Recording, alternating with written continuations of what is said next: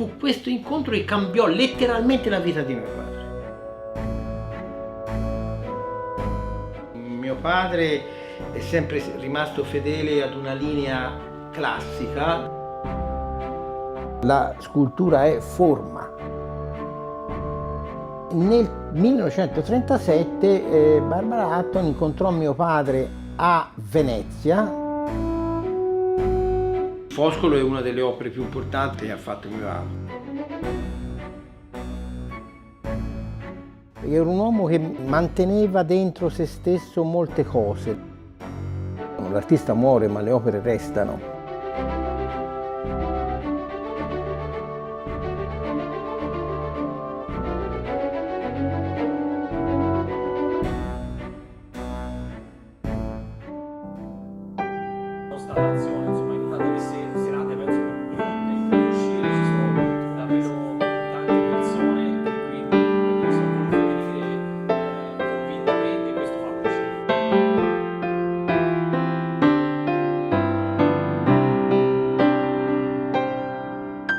Dunque abbiamo realizzato questo documentario su Antonio Berti grazie al Comune di Sesto Fiorentino che fin dall'inizio si è dimostrato interessato al progetto.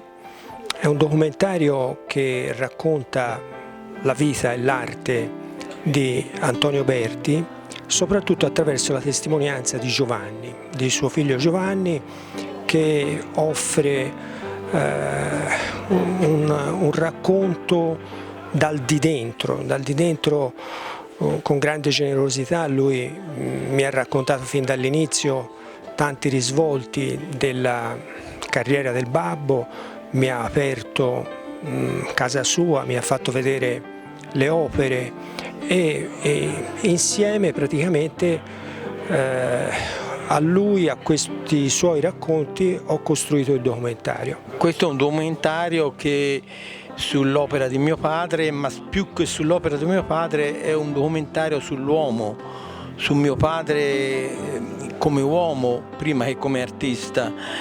E noi ci siamo concentrati soprattutto negli anni di formazione di mio padre, sono quelli che vanno tra gli anni 20 e gli anni 30, gli ultimi anni degli anni 20 e i primi anni degli anni 30, quando era allievo di Libero Andreotti, del grande scultore Libero Andreotti, all'Istituto d'Arte di Firenze, e attraverso il magistero di Libero Andreotti mio padre ha iniziato appunto a formarsi dal punto di vista della scultura, però per un certo periodo di tempo era incerto se scegliere o la pittura o la scultura, perché si sentiva attratto anche dalla pittura. Io sono rimasto entusiasta, le immagini sono meravigliose, il regista ha colto perfettamente nel segno la particolarità della vita di Antonio Berti, soffermandosi soprattutto nello studio che ha bisogno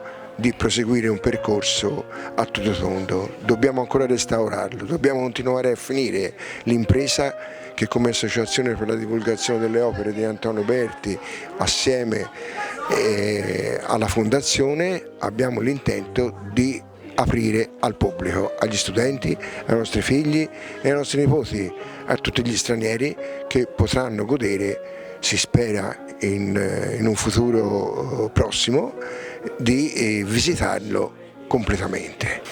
Antonio Berti è emerso negli anni 30 da una vita che lui faceva in campagna, nel Mugello rurale dove abitava, e poi è venuto a Sesto grazie all'interessamento di un critico d'arte, e da lì, dopo aver frequentato la scuola di Andreotti, è cominciata la sua carriera. Quindi negli anni 30 lui già era un artista famoso, già riceveva molte commissioni importanti, ma la sua carriera poi è continuata anche nel dopoguerra.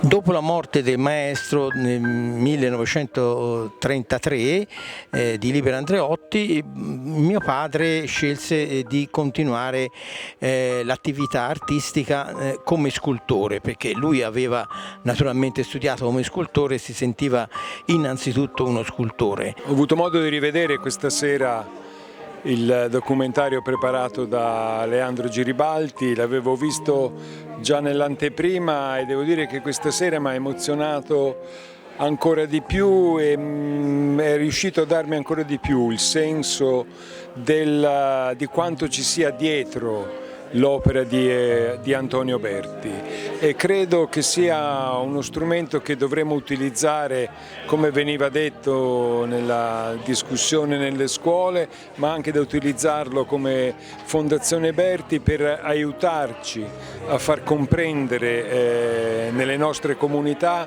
quanto sia stata importante l'opera di Antonio Berti e quanto sia in generale importante avere un apporto con la bellezza, come è dimostrato anche in questo documentario, per riuscire davvero a tenere insieme una comunità. È un grande piacere essere qua al Cinema Grotta per questa bellissima proiezione del documentario su Antonio Berti. È una figura molto importante per Sesto Fiorentino e già da mesi, da anni stiamo lavorando alla valorizzazione di questa figura, che è ovviamente importantissimo per il panorama culturale e artistico sestese. Io ho avuto modo di conoscere Berti quando avevo 13 anni, 14 anni, e perciò ho un bellissimo ricordo di questa persona, e anche se non sono sestese ma sono di adozione, però ecco, sento Berti come una figura importante per Sesto Fiorentino. Nel documentario noi